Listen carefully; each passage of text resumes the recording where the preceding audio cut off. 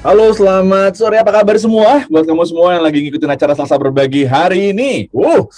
Asiknya hari ini ya, hari Selasa. Dan pastinya kalau Selasa Berbagi harus hari Selasa ya. Walaupun kamu nontonnya mungkin hari Senin, Rabu, Kamis, Jumat, Sabtu, Minggu. Tetap kita karena nama acara Selasa Berbagi. Dan seperti biasa teman-teman semua, kita hari ini pasti kita mau ngebahas sesuatu yang membuat kita jadi mikir.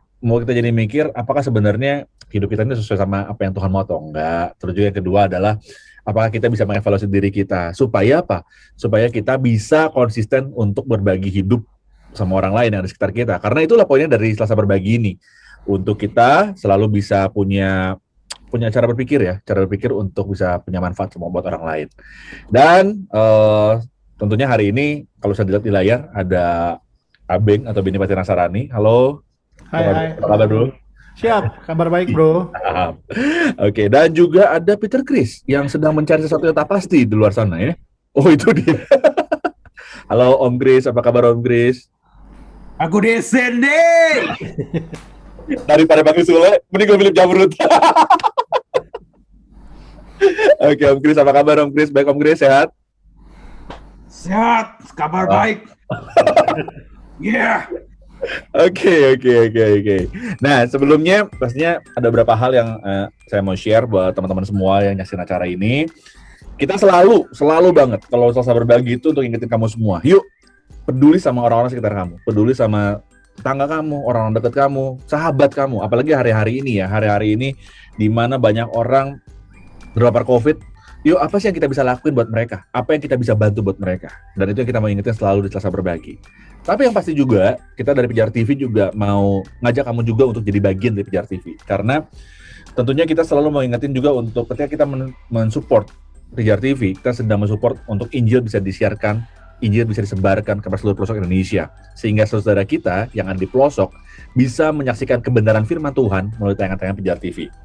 Oleh karena itu, buat kamu yang melihat acara ini, melihat program ini, kamu bisa mendukung apa yang dilakukan oleh Pijar TV dengan menjadi donatur, dan setiap donasi kamu bisa kirimkan melalui BCA di 5055182121 atas nama Yayasan Pelayanan Media Indonesia. Lalu kamu juga bisa saksikan Pijar TV di Transvision di channel 778, dan kamu juga bisa menyaksikannya lewat live streaming di www.pijar.tv.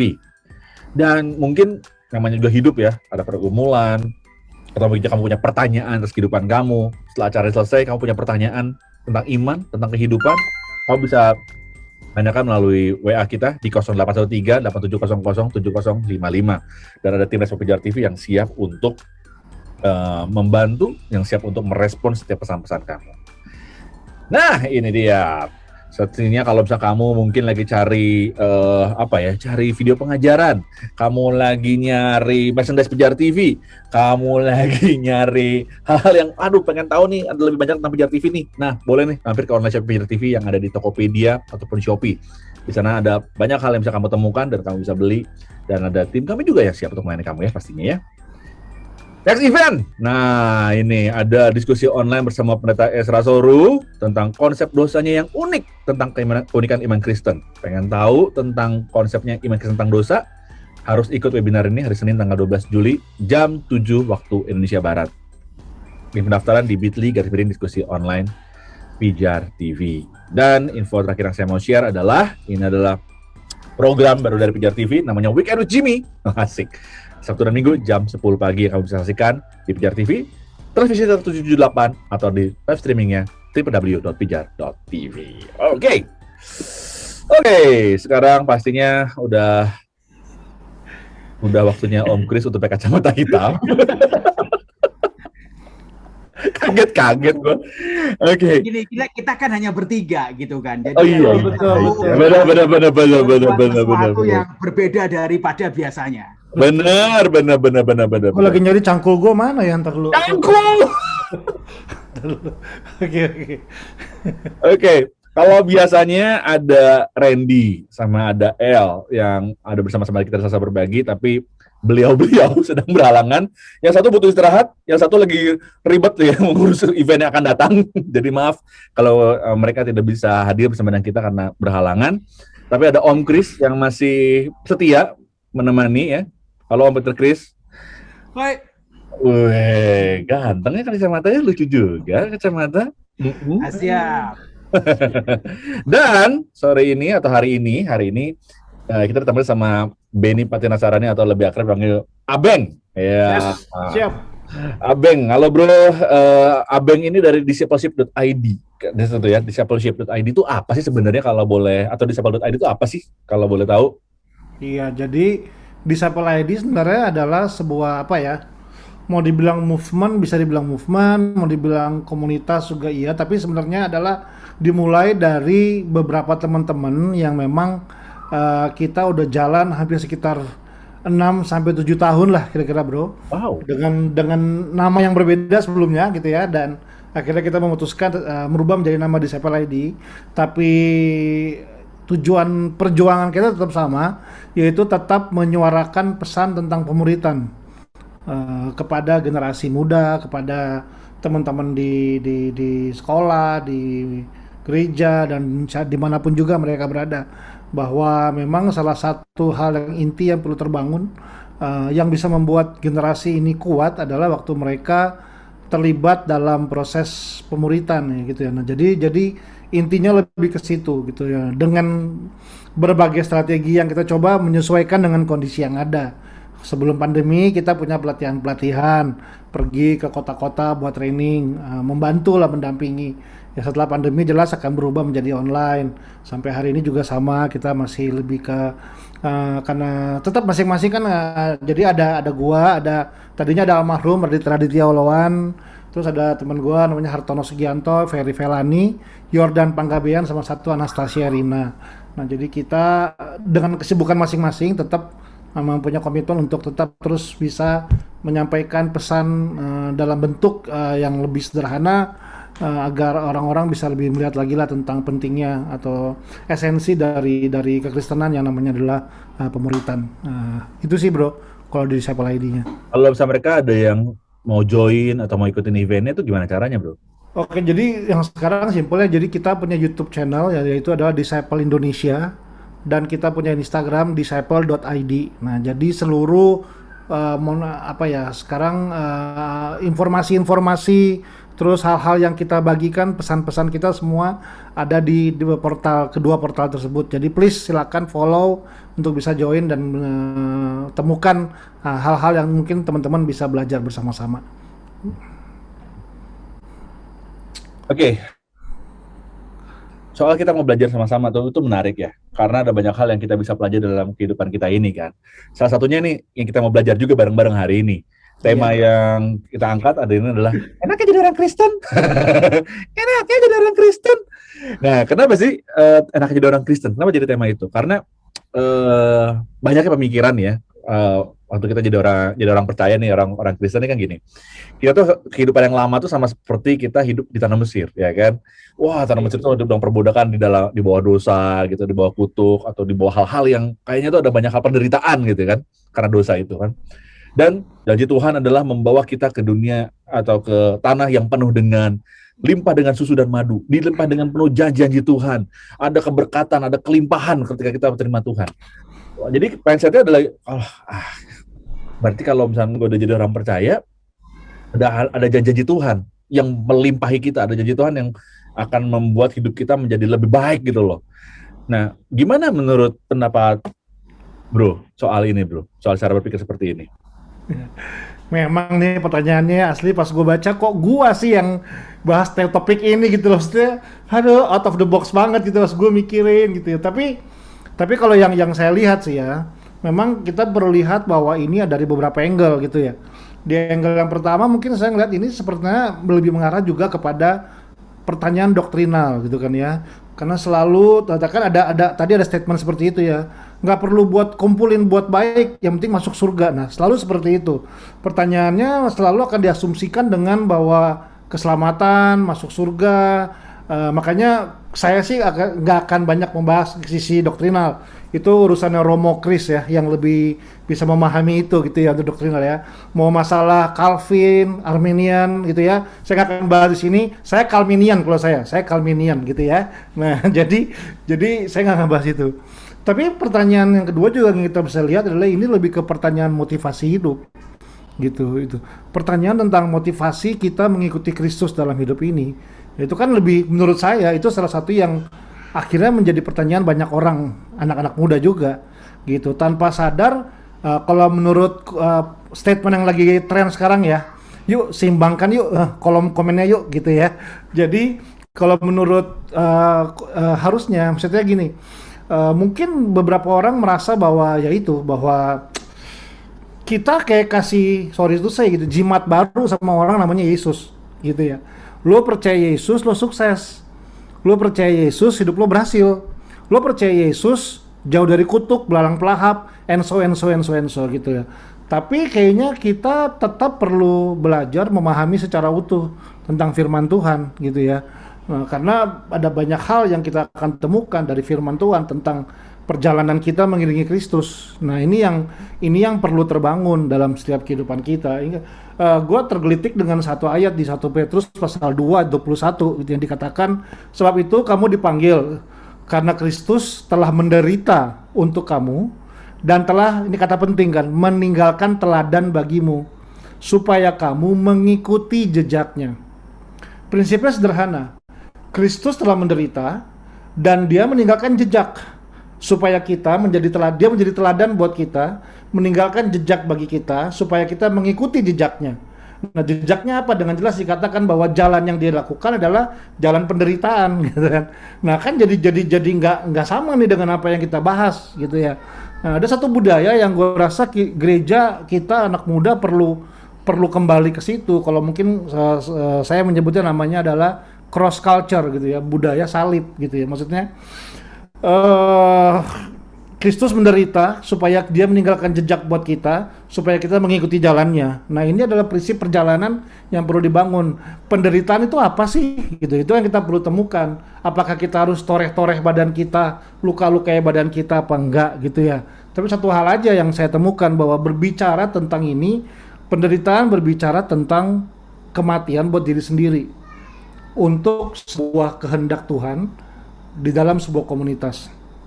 Jadi prinsip yang pertama adalah, enak nggak ikut Kristus? Enak, udah itu aja, enak. Kalau enggak.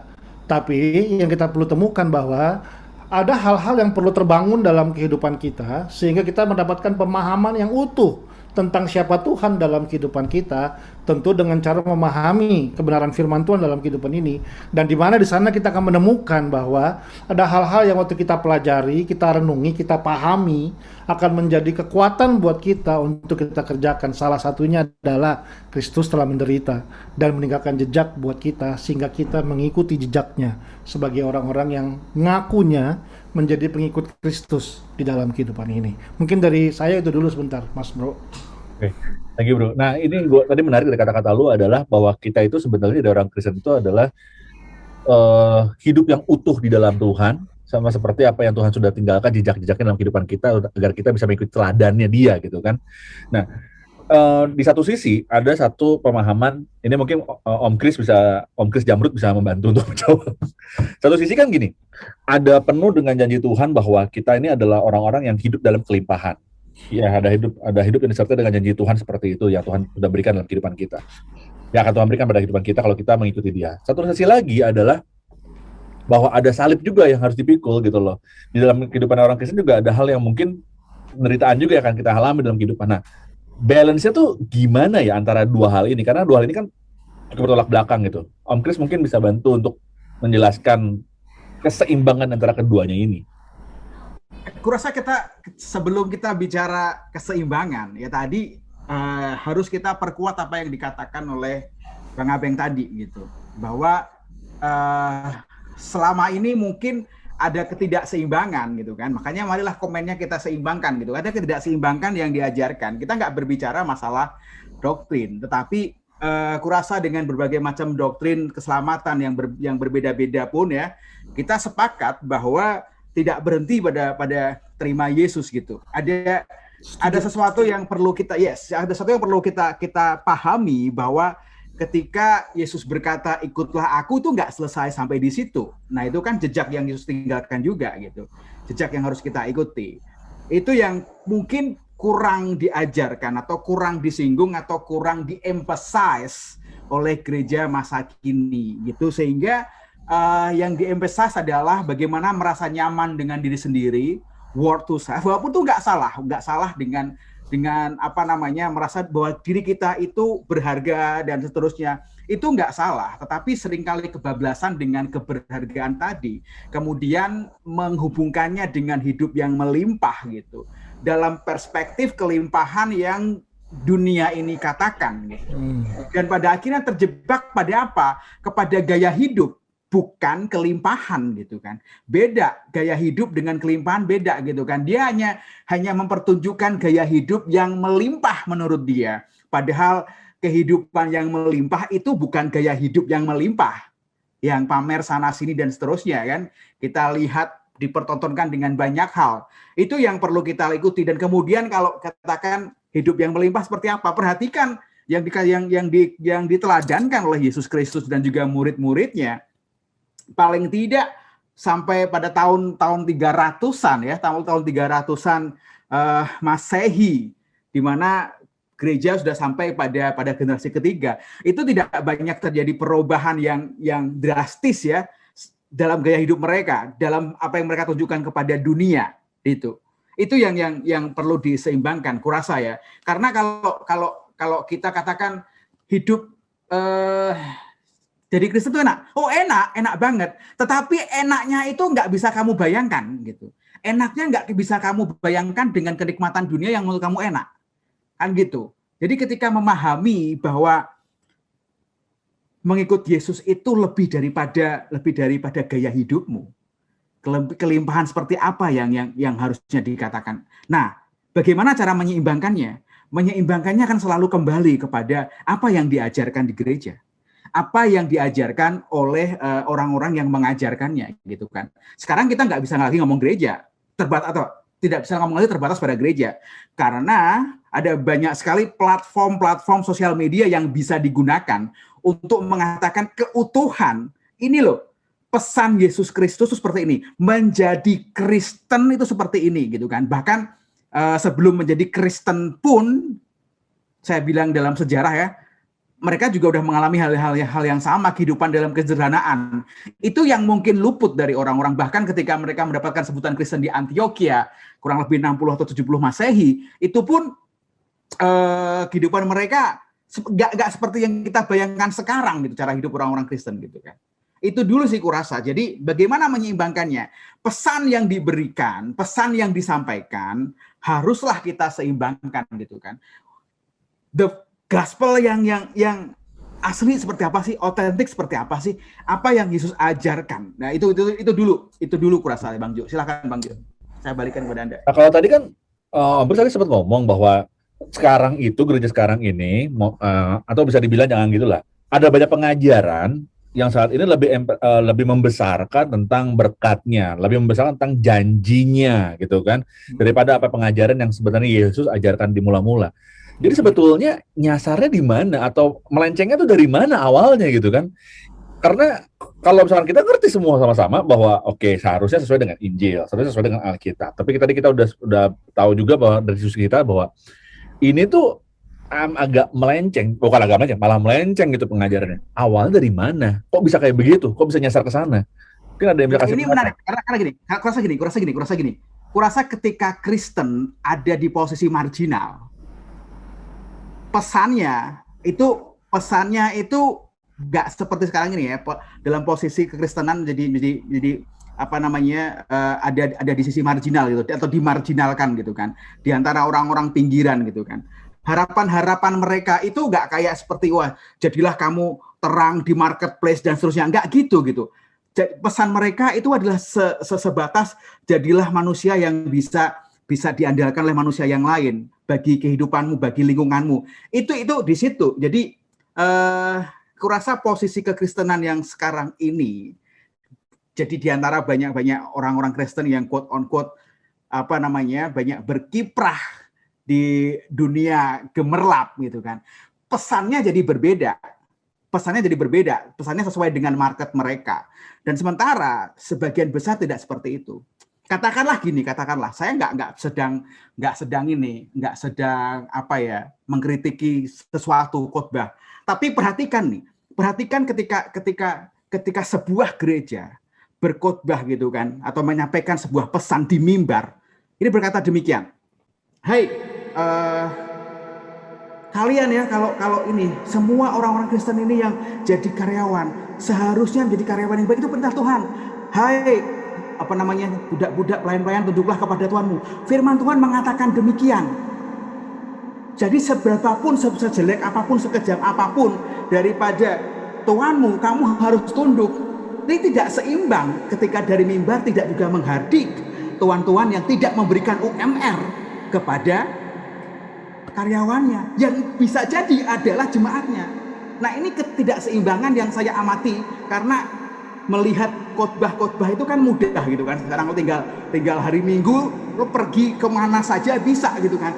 Ini khotbahnya bisa seragam semua gitu kan. Ini yang dari katakan, ketika Kristen ada di marginal itu berbeda ketika Kristen ada di sisi kapital. Wah, aku ngomongnya ngeri banget. Berat nih, berat. Oke, terus. Berat loh. Dari ngeliatin Abeng aja lebih berat omongan lu. Terus Mas. Enggak lah, itu saja kan. Ada di mana gitu kan? Ada di mana gitu kan? Tadi kurasa kebutuhan daripada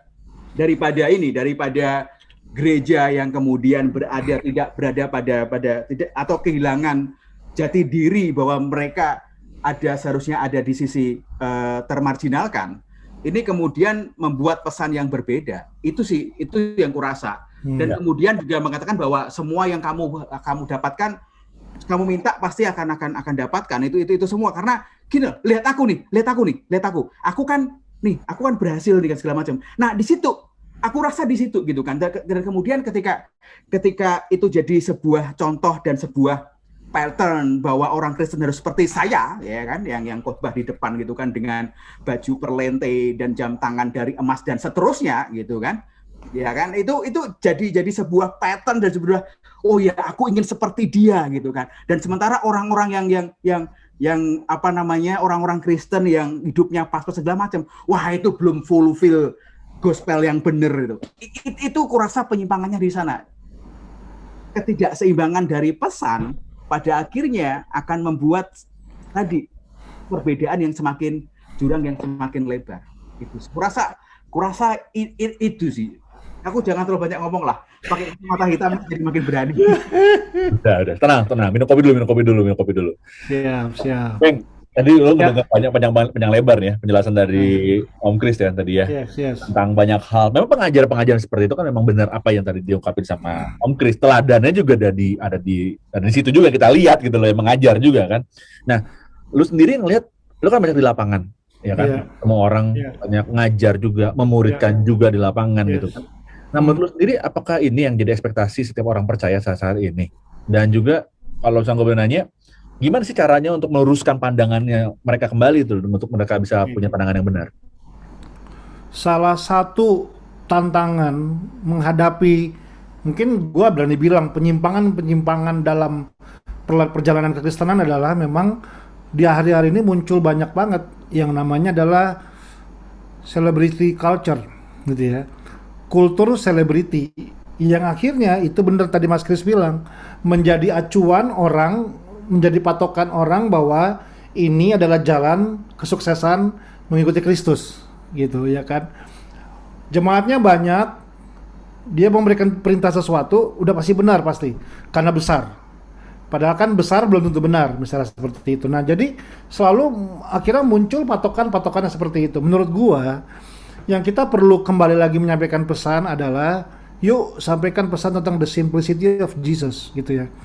Kesederhanaan Yesus itu yang kayaknya hilang hari-hari ini. Kesederhanaan Yesus menghadapi orang. Kesederhanaan Yesus untuk menerima orang karena proses, bukan karena hasil gitu ya. Kita sangat suka terima orang karena hasil gitu, karena pada dasarnya manusia suka hasil. Kita nggak suka proses gitu ya. Kita suka makan durian montong, yang kita nggak suka naneminnya, nyiraminnya. Karena makan durian montong cuma butuh waktu paling 10 menit habis satu buah. Tapi kan tanam satu pohon paling nggak mungkin satu malam gitu. Nah, tapi kalau kita belajar Yesus menghargai orang karena berproses. Nah, dia ketemu sama wanita berdosa, dia ketemu sama pemungut cukai, sama koruptor. Dia menghargai orang-orang yang kita tolak karena dia melihat bahwa orang berproses dalam hidup. Nah, kesederhanaan-kesederhanaan seperti ini yang gue rasa perlu kita sampaikan lagi dalam kesempatan-kesempatan portal-portal yang bisa kita sampaikan gitu ya. Semua orang punya, ya kan sekarang benar tadi Mas Kris bilang, udah nggak usah jauh-jauh pindah gereja, tinggal cek halaman sebelah doang kan gitu. Lu nggak suka khotbah, tinggal buka halaman baru aja, udah cari di YouTube misalnya. Nah, sedangkan tantangan kita hari ini adalah itu gitu ya. Jadi kesederhanaan Yesus itu seperti kayak pudar dengan hiruk pikuknya semua yang sepertinya kayak menjadi pengejaran orang-orang yang merasa bahwa ini nih yang jadi sukses itu seperti ini. Nah, gue rasa itu dulu, bro. Ya, yuk kita kembali lagi untuk melihat, mempelajari, menghidupi, merenungkan tentang kesederhanaan Yesus dan kita aplikasikan dalam keseharian kita. Gitu, Ya. bro. Bicara soal tadi portal yang lu tadi sempat share juga, dan juga Om Kris juga tadi sempat share juga kan, bahwa kita bisa, ada banyak orang juga sekarang mendapatkan informasi nggak cuma di gereja, tapi juga mereka mendapatkan informasi juga di media sosial contohnya gitu kan, which is we can call it portal also kan. Nah, saat ini juga ada banyak juga loh anak-anak muda yang menggunakan sosial media juga untuk mengungkapkan kan pandangannya mereka tentang pengajak-pengajak seperti ini. Salah satunya adalah akun-akun nyinyir, gitu kan, akun-akun nyinyir nih, karena mereka melihat ada ketidaksesuaian juga dengan pandangan mereka. Nah, menurut pandangan Om Kris atau Beng, bagaimana nih ngeliat? Om Kris. Om Kris, ya udah deh, menurut pandangan lu gimana? Gimana bro? Kalau saya begini, sederhana, pakai kacamata biarin. Kalau Ya, Soekarno bilang kalau kacamata itu supaya orang lawan bicara tidak bisa melihat ekspresinya kita kayak gimana. Oke, Om Kris langsung Om. kalau gini, kita tidak pernah bisa mengontrol respon orang, Setuju. ya kan? Jadi mau orang merespon, great job, that's a wonderful sermon, thank you pastor, I'm so blessed, gitu kan? Tapi ada juga, kayaknya khotbahnya nggak alkitabiah deh. Kayaknya khotbahnya ini ngawur ini main cocok-cocoki lagi gitu kan. Kita nggak bisa kontrol gitu kan. Kita nggak bisa kontrol orang yang mendengar apa yang kita sampaikan atau yang kita taruh di sosial media gitu kan. Ada orang mau screenshot kemudian mengatakan ini sesat dan segala macamnya, atau kemudian mengatakan ini sebuah blasphemy, itu juga bisa, dan kemudian mengobrak-abrik citra diri kita, itu juga bisa. Dan itu di luar kontrol kita gitu kan. Tidak ada satupun yang kita bisa kontrol orang-orang pribadi ataupun kelompok untuk berbicara sesuatu tentang kita atau apapun yang kita sampaikan gitu. Jadi saya pikir nggak ada masalah dengan orang-orang itu, karena dari dulu sampai sekarang pun akan selalu ada sejak zamannya Yesus.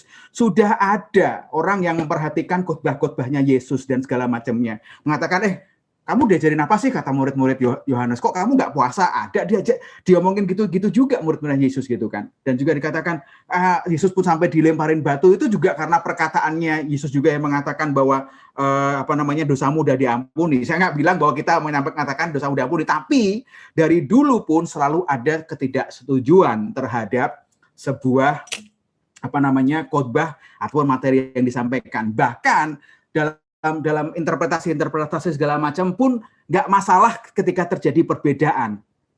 Ada atau nggak ada mereka, seharusnya nggak ada masalah gitu kan. Kita perlu merendahkan diri, kita terima dengan kerendahan hati, entah itu kritik apalagi pujian. Pujian itu lebih berbahaya, karena ketika kita dipuji seolah-olah kita itu benar semua, dan padahal mereka memuji standar doang, nggak ada yang dikatakan, wah saya diberkati karena ini, karena ini. Enggak ada gitu kan, nggak ada seperti itu. Pengen itu, Pastor thank you, it's a great sermon, I am so blessed. Tapi nggak dikasih tahu yang bagian mana yang bless dirimu gitu kan. Dan kemudian juga ketika mengatakan khotbahnya jelek segala macam, juga kadang-kadang juga tidak disampaikan gitu kan. Nah sekarang respon kita, terima semuanya dengan kerendahan hati. Keberadaan mereka bagi saya adalah sebuah garis gitu kan, warning, alarm gitu kan. Kita bisa sampaikan itu. Entah benar atau entah tidak apa yang disampaikan di luar sana, kita terima dengan lapang dada, kita terima dengan kerendahan hati, dan kita minta Roh Kudus untuk menunjukkan expose our flaws theology, our flaws doctrine atau our flaws-nya kita berkhotbah gitu. Itu justru bagi saya hal-hal yang baik. Kita dituntut kedewasaan untuk itu. Gitu. Menurut saya demikian sih, gitu sih. Kembalikan ke Pak Jo. Balikan ke siapa? Emangnya barang yang balikan? Lu kayak lagi rapat loh. Kan cuma ngobrolan santai loh, bro. Nah, ngobrol tadi soal apa ya, pandangan-pandangan di akun-akun atau juga portal tadi, dan juga Om Kris tadi sempat share juga kan pandangannya. Banyak orang yang sorotin tentang pendapat-pendapat hamba Tuhan, dan pendapat-pendapat juga mereka tentang mereka berpendapat mereka begini dan mereka begitu, akhirnya cocokologi seperti yang lu juga tadi sempat share juga gitu kan. Karena aku juga melakukannya kan. Aku tuh melakukannya karena ya mungkin nggak sadar gini, tapi ada beberapa orang yang mengatakan demikian, bahwa kamu itu sebetulnya nempeleng tapi dengan halus gitu. Kata kawan-kawan tuh banyak semua tuh, postinganmu itu menempeleng orang-orang tapi dengan halus. Aku nggak pernah merasa demikian. Orang aku yang ketemukan apa yang ku belajar study Bible ku upload gitu kan, tapi orang-orang mengatakan demikian, tapi bahasamu itu cukup halus, jadi orang mungkin ya udahlah gitu kan. Beda. Nah, pertanyaannya gini sebenarnya. Pertanyaannya adalah, apakah dengan adanya portal dan sosial media yang juga mereka menyoroti tentang, karena apa ya? Karena kalau boleh ya, sekarang kan gini, semua orang bebas banget kan. Orang boleh berpendapat karena mereka melihat apa coba? Melihat misalkan tadi kita bilang salah satunya adalah apa yang mereka lihat tentang penampilan dari hamba Tuhan itu sendiri, gitu ya kan? Perlente lah tadi istilahnya Om Kris, walaupun di Perlente itu di Ambon beda lagi urusannya, beda lagi artinya. Itu tahun berapa itu istilah itu? Nah, terus juga mereka ngelihat, kok mereka kayaknya begitu banget. Harusnya tuh begini, keluarlah pendapat-pendapat yang sifatnya agak sedikit linear. Pertanyaannya sekarang gini sebenarnya, apakah dengan mereka membuka pendapat itu di sosial media, itu apakah itu efektif untuk meluruskan sebuah pendapat? Apakah itu efektif untuk bisa merubah sesuatu yang sepertinya nggak benar itu jadi benar, gitu kan? Karena ya nggak tahu, menurut pendapat teman-teman, apakah dengan cara seperti itu akhirnya kita bisa mengevaluasi banyak hal daripada pengajaran itu sendiri? Om Abeng mungkin? Jadi kan begini ya, pertama, portal media akhirnya hanya terbatas menurut gua adalah transfer informasi yang kita terima dari media. Makanya yang namanya media ya udah, mau informasi apa saja tentu akan ada di situ gitu. Nah, that's why tetap perlu ada pendekatan-pendekatan yang lebih daripada sekedar menyampaikan pesan lewat media. Itu menurut gua. That's why makanya kita pakai media sebagai corong kita untuk menyampaikan pesan kita, tapi perlu ada pendekatan-pendekatan yang lebih, di mana mungkin ya kayak yang Pijar buat gitu. Selain pertemuan ini kan ada Bible study, ada webinar, di mana ada forum kita bisa berdiskusi, menyampaikan lebih utuh lagi pandangan-pandangan kita, sehingga kita bisa diterima, kita bisa mencoba memahami ketika ada perbedaan. Nah, ini yang kedua. Masalah kita adalah kita sangat sulit merangkul perbedaan. Semua yang berbeda kita anggap musuh. Semua yang berbeda kita anggap itu oposisi kita. Gitu ya kan. Nah, sedangkan kita baca Alkitab, Yesus membuka diri untuk segala macam orang gitu. Nah, makanya disinilah tantangan salah satunya adalah tantangan bagaimana kita bisa merangkul perbedaan dalam perbedaan tuh sederhana gitu. Maksudnya saya bukannya mempercayai semua benar gitu. Tapi meskipun saya punya perbedaan, saya diajarkan oleh Bapak Rohani saya, Bapak Jonathan Patiasina, untuk rangkul orang meskipun dia punya perbedaan sama kita, meskipun kita punya doktrin yang berbeda, tapi toh di warung kopi kita bisa duduk minum kopi sama-sama, saling bercerita tentang hidup dan saling berbagi hidup gitu. Jadi ada yang lebih daripada sekedar apa yang jadi belief kita. Nah, itu yang mungkin perlu kita bangun gitu, karena gue melihat tantangan kita di dalam internal Kekristenan adalah sangat cukup sulit ya untuk bisa menerima perbedaan gitu ya. Kan belakangan ada banyak budaya arisan gitu ya. Dari arisan teman kuliah, teman TK gitu ya. Reuni kok arisan. Reuni teman kuliah, reuni teman SD. Yang gua nggak pernah diterima sih reuni gereja ya, hampir nggak pernah terima gua gitu ya. Karena kan biasanya kita ketemu teman gereja lama kita kan cuma 2, di pemakaman atau pernikahan, udah itu aja. Dari kemana aja selama ini masih Kristen kan gitu biasanya ya. Nah, sorry to say bro, orang pindah kantor dibuat pesta gitu. Orang pindah kantor dikasih hadiah, dibuat party, dikasih penghargaan. Nah, kita pindah gereja dihakimi, dibilang pengkhianat, dibilang pembawa kabar buruk, dijauhi, nggak boleh itu aja. Hanya mungkin karena kita nggak siap ketika ada perbedaan. Nah, perlu ada ruang-ruang di mana kita bisa berdiskusi untuk kita bisa saling belajar, menajamkan bahwa perbedaan itu memang ada, gitu. Nah, jadi menurut gue sih gitu. Jadi nggak bisa, memang jelas media portal adalah salah satu sarana yang saat ini sangat-sangat gencar menyampaikan informasi, tapi tetap perlu ada penyimbangan dengan membuka ruang-ruang pendekatan-pendekatan yang berbeda. Jadi which is itu yang gue lihat Pijar juga buat ya, that's why gue salut dengan hal seperti itu, gitu bro. Ya, jadi siapa tahu di siapa.id mau ini ya bikin acara di Pijar gitu ya. Oke. Anyway. Ya. Kalau saya gue ngeliat tadi kan dari apa yang bro omongin ya, bro sempat share juga dan juga Om Kris juga sempat share. Ini terbuka oleh siapapun yang jawab. Ngomongin tentang bahwa kita ini sebenarnya punya kemampuan untuk kita juga bisa memberikan saran juga, memberikan kritik segala macam. Tapi for real kalau misalnya untuk sebenarnya anak muda, kita sebagai anak muda nih, bisa nggak sih kita sebenarnya memberikan perbedaan gitu loh? Bagi kita sebagai anak muda tuh bisa memberikan perubahan sebetulnya gitu loh, sehingga apa yang sudah dilakukan oleh orang-orang yang senior dari kita itu, kita juga bisa melakukan perubahan itu dari kita. Ini apakah ini bisa menjadi gelombang yang baru nggak sih dengan kita sebagai anak muda melakukan perubahan itu sendiri, atau kayaknya nggak mungkin karena dari atasnya udah kayak begitu. Kalau dari atasnya udah kayak gitu, kan turun terus ke bawahnya akan terus, karena namanya culture itu kan terus turun ke bawah. Bisa nggak sih kita dari bawah, kita yang anak muda ini bisa melakukan perubahan dan ini bisa menjadi gelombang yang baru? Buat teman-teman gimana?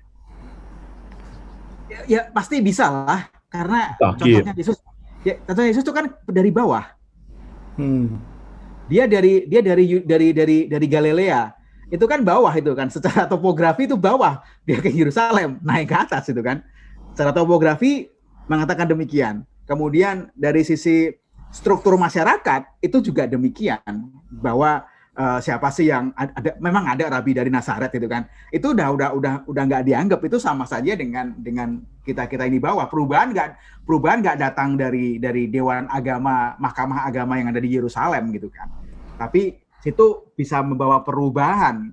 Setelah kisah para rasul itu membawa perubahan 3.000, 5.000 orang dan seterusnya, bahkan lewat 120 orang ini ya kan, itu berubah loh mereka. Bahkan di antara mahkamah agama, orang-orang Saduki dan orang-orang Farisi itu juga, guru-guru agama juga ikut dalam gerakan mereka saat itu gitu kan. Bisa, tentu bisa. Ya tadi kelompok kecil 12 orang, 72 orang, 120 orang masih bisa selama dilakukan bersama-sama itu tadi. Kebersamaan nggak bisa seorang diri, ya, berarti kan nggak bisa seorang diri.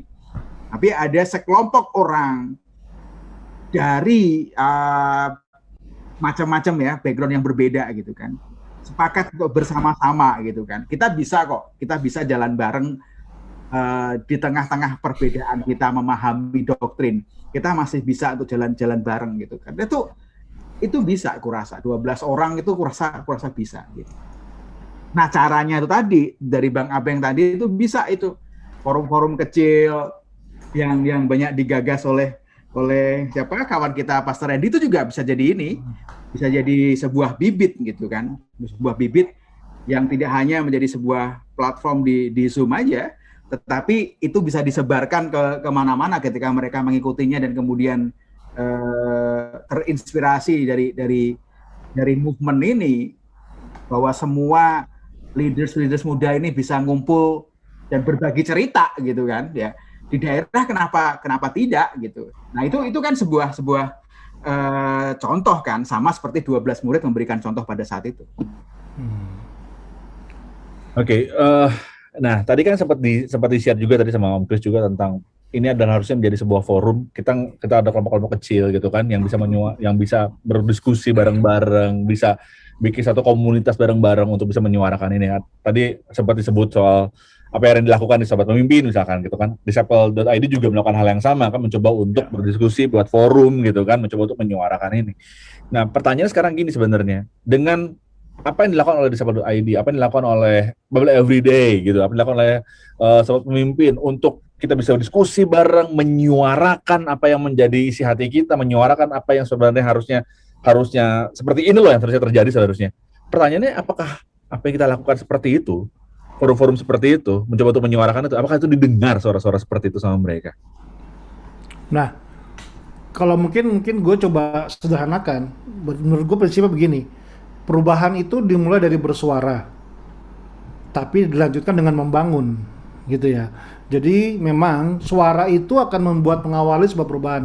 That's why tadi di awal kan pertanyaannya tadi yang Bro Jo bilang, perubahan itu kan bentuk realitanya adalah sebenarnya sebuah culture yang baru, di mana ada sebuah budaya yang akan terbangun di bangsa kita kan goal kita kan, lewat apa yang terjadi gitu. Nah, karena memang benar bahwa budaya itu akan menentukan seperti apa sebuah bangsa gitu ya.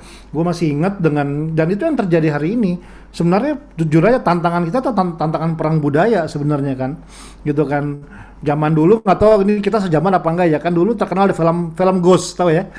Film Ghost.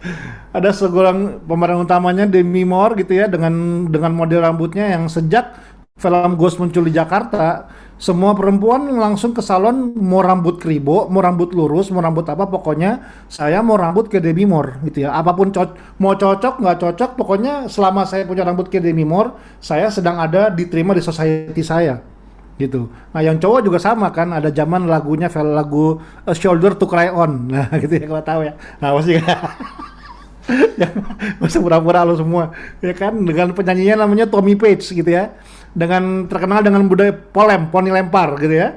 Nah, sejak lagu itu hits di Jakarta, di Indonesia, semua laki-laki mau kribo, mau hitam, mau putih, pokoknya saya mau rambut ke Tommy Page, karena itu budaya. Akhirnya di mana-mana kita akan ketemu Tommy Page versi Jakarta, versi Betawi, versi Jawa gitu semua. Lalu muncul lagi Fse gitu ya, Tomingse dan teman-temannya semuanya. Muncul lagi K-pop dengan Koreanya dan sampai sekarang dan semua. Lalu tiba-tiba muncul nih budaya lagi narkoba gitu ya. Nah, orang udah nggak mikir lagi narkoba itu sehat apa enggak, baik apa enggak. Orang cuma lihat ini sebagai sebuah culture. Muncul lagi dengan pelakor gitu ya. Orang udah nggak berpikir lagi bahwa ini benar, nggak benar, salah nggak, orang cuma lihat ini ada sebuah tren yang baru, dimana kalau saya melakukan ini, saya akan menjadi bagian dalam society ini. Nah, tentu pesan-pesan kita itu akan menjadi, kalau saya sering bilang namanya cerita tandingan, gitu ya. Ada narasi-narasi yang baru yang perlu kita lahirkan. Dari apa? Ya sekarang kekuatan adalah portal media untuk menyampaikan pesan yang berbeda lewat cerita-cerita tandingan yang kita buat. Nah, baru setelah itulah, jadi apakah efektif? Ya intinya begini, ya siapapun yang mau masuk ke dunia media harus siap kan, tadi Mas Kes sudah bilang, lo terjun, lo siap realitanya. Orang bisa hujat, orang bisa puji, orang bisa apa saja, lo nggak bisa atur itu. Lo mau merasa bahwa udah kasih pesan yang baik sekalipun, ada aja orang yang bilang dia nggak baik gitu. Nah, itu realita terjun dalam dunia ini, dunia yang terbuka dengan semuanya. Siapa aja bisa komen, bisa kasih masukan. Nah, tapi lewat pesan-pesan ini kan, nah kita perlu melakukan hal yang berikutnya. Nah, itu dia, untuk bisa membangun. Nah, yang jujur nih menurut gua nih ya, orang suka di area bersuara. Nggak banyak orang yang mau terlibat di area ngebangun. Karena membangun akan butuh proses lebih, butuh effort lebih, ada tantangan-tantangan yang lebih di sana, karena kita mulai bersentuhan lagi dengan sesuatu yang namanya unik, namanya manusia, kan unik banget ya. Nah, disitulah makanya kayaknya kita perlu seimbang nih dengan ini, bersuara dan membangun, sehingga semoga gitu ya, tujuan kita perubahan budaya ini bisa terjadi di bangsa ini. Kira-kira gitu, Bapak Jo yang terhormat. Aku mau nanggapin yang tadi. Boleh banget. Apakah tadi orang-orang di atas akan mendengar gitu kan? Ya. Itu sebetulnya bukan fokus kita. Fokus kita adalah apa yang dikatakan oleh Bang Benny tadi.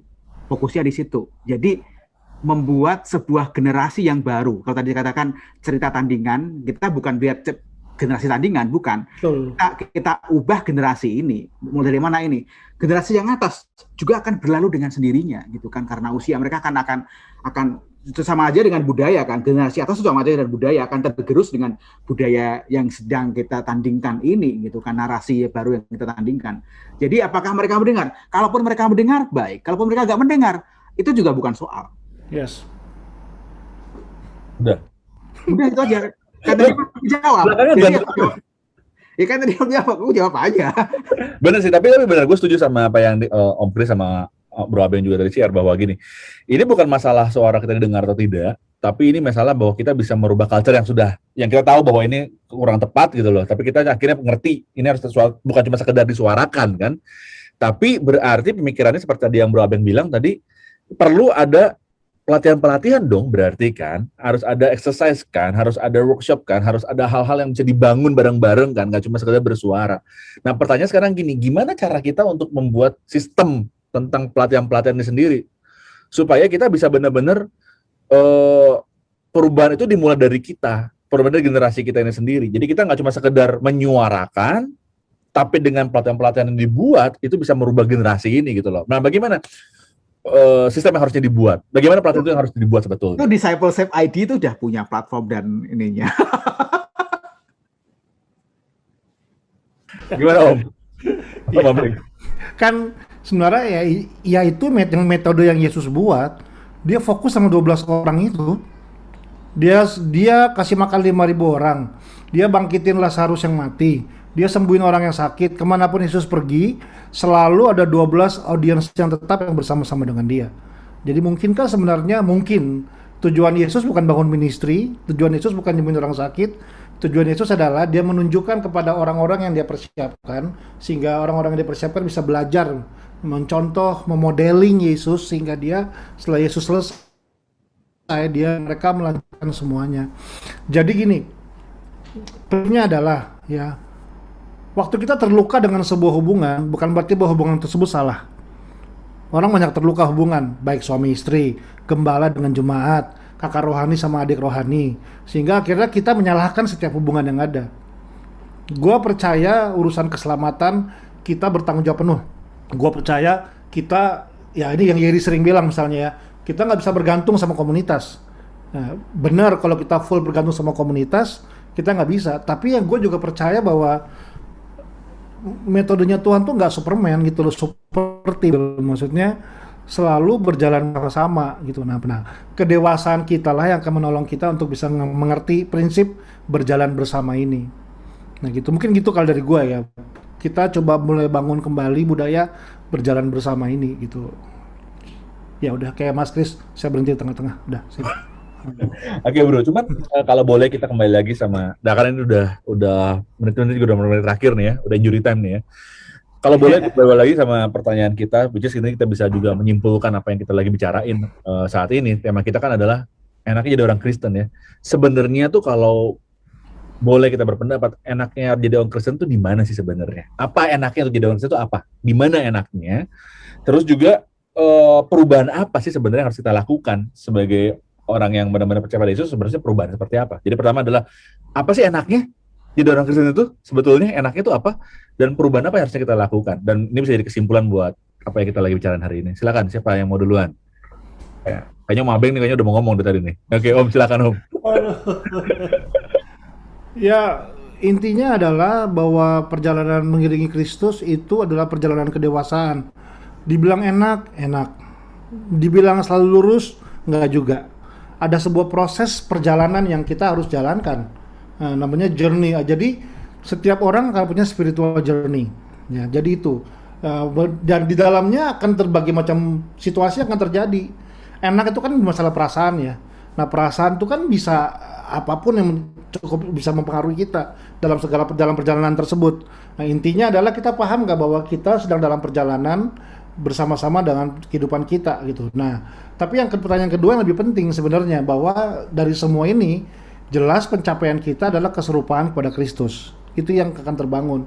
Jadi ini salah satu hal yang gua jadi bukan moto lah ya, Tapi hal yang gue bangun gitu, bahwa bicara tentang berjalan di dalam kekristenan, bicara tentang mati buat diri sendiri, yang kedua hidup buat kehendak Tuhan, yang ketiga di dalam sebuah komunitas gitu. Jadi ini yang menjadi bagian dalam kehidupan gue. Goalnya untuk apa? Goalnya cuma satu, memang ya menuju kepada keserupaan kepada Kristus dalam setiap kehidupan kita.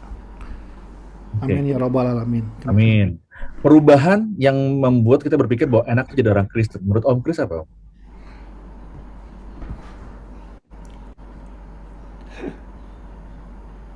Dia lagi nyari contekan deh. Lagi buka kita. Enggak.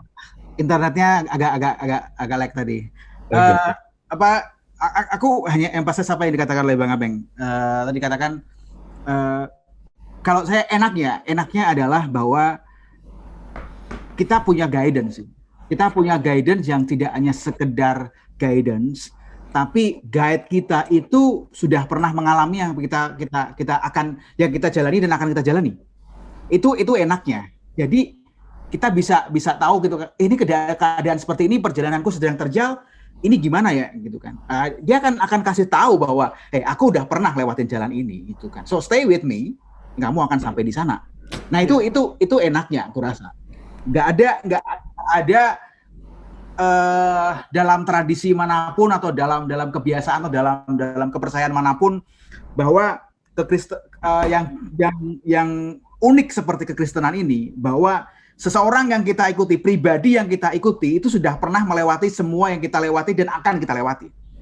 Sehingga kita bisa tahu persis bahwa kita mengikuti yang benar karena dia udah pernah sampai di sana. Sehingga ketika kita balik bersama kita, itu kayak kalau aku daki gunung itu, dia udah berkali-kali gitu kan, dan dia udah sampai di mati ya. Dan dia udah sampai di atas, dia turun lagi untuk bawa kita. Kayak gitu. Dan keserupaan dengan Tuhan yang tujuannya itu adalah kehidupan yang berbuah dan yang pastinya bukan buat diri sendiri. Sehingga enaknya tadi itu bisa dienakkan oleh orang lain. Enaknya yang kita alami itu bisa dirasakan oleh orang lain. Nah, itu ketika mengatakan, oh enak ya jadi orang Kristen, sehingga nggak aja diri kita aja yang bisa bicara, tapi oh enak ya jadi orang Kristen, sehingga oh benar ketika kita menghidupi gospel itu orang-orang nggak heran gitu kan. Oh ternyata benar.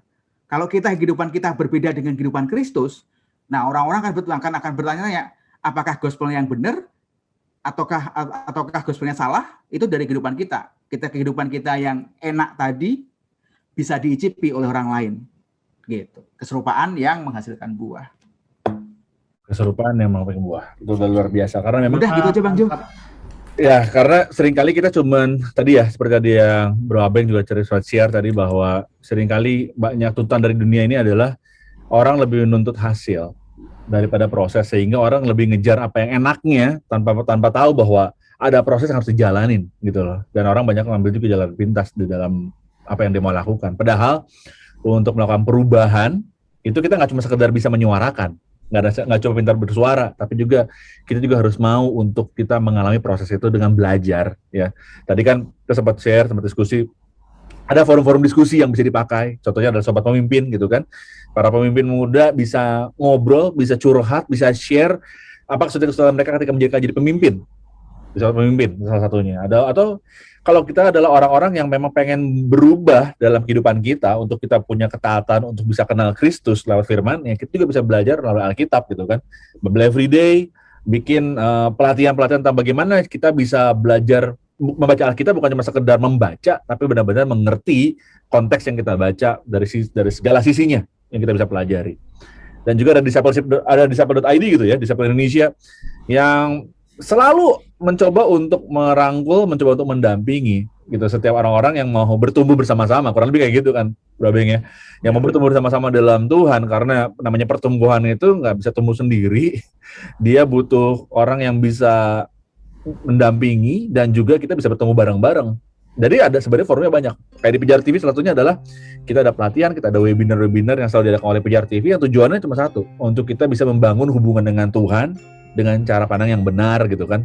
Makanya ada banyak hal-hal yang Pijar TV juga bawakan dari webinar. Dari Selasa Berbagi ini yang kita coba untuk bagikan selalu adalah supaya kita juga punya cara pikir yang benar, punya hidup yang mau diproses, karena firman Tuhan juga bilang bahwa kutuk yang kuberikan kepadamu itu adalah ringan. Sehingga kita ngerti bahwa nggak ada yang namanya jalan pintas dalam kehidupan bersama Tuhan Yesus, karena teladannya kita juga adalah teladan yang mengikuti proses dalam kehidupannya ketika dia menjadi manusia. Oke, thank you banget Bro Abeng, thank you banget buat Om Chris juga yang hari ini menemani kita. Walaupun hari ini kita nggak ditemani sama Om Randy sama El, tapi gila apa yang kita bahas hari ini benar-benar asik banget. So thank you banget, stay healthy ya guys. Oke, thank you banget buat Om Jamrut juga ya sudah kacamata hari ini. Oke guys, kita ketemu lagi minggu depan di Selasa Berbagi. Kita terus Selasa Berbagi di Facebook Live dan juga di YouTube kita. Karena pastinya kita mau terus menjawab pertanyaan-pertanyaan kamu yang kamu terus kirimkan melalui kami di Pijar TV agar kami bisa menjadi teman kamu untuk kita bisa berproses menjadi seperti Yesus. Oke, ini kita dari Pijar TV. Salam terang bagi Indonesia. Indonesia. Indonesia.